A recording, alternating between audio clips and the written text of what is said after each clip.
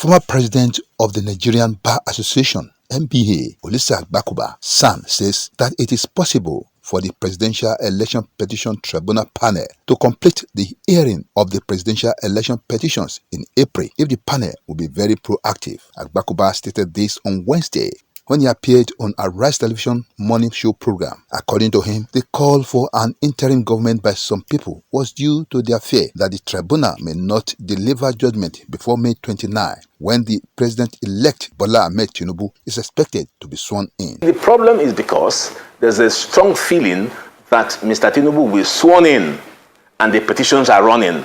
And there's that feeling, but if the man is sworn in, then what are we doing in the courts? That's the problem.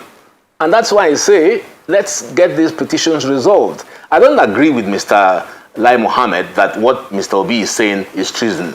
I don't agree.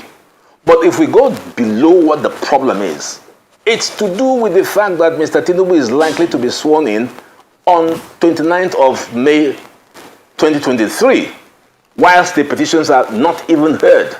So why don't we try, even if we fail? Suppose my theory of 7 days doesn't work, but let us try now.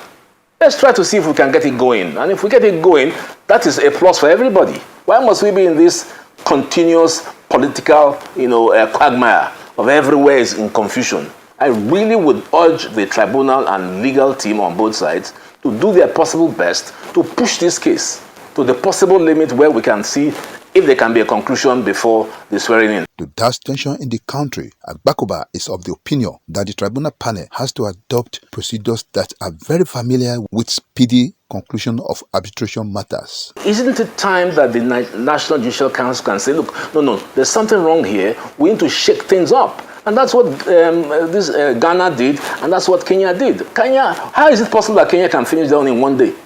And we can't. We have more judges than Kenya. We had our judges out in Kenya training people, sitting on their high courts. So why can't we do it? We're not doing it because of lethargy. That's all. There's no other reason. The elections were on 25th of February, 25th February to March 25th. This is going a month and a half. Nothing. That beggars belief, as far as I'm concerned. Beggars belief.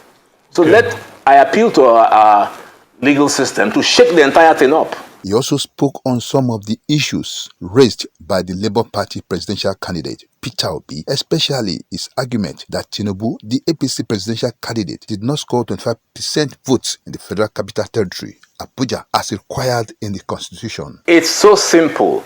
You get a quarter of the votes in 25%, in a quarter of the votes in 2/3 of 36 states. That is what the law says, which is 24. So that's one part of it. It goes on to say, and.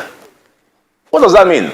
And the FCT. So as far as I'm concerned, you must also win 25% in the FCT. But that's not for me to say, because I'll be judging what is before the tribunal.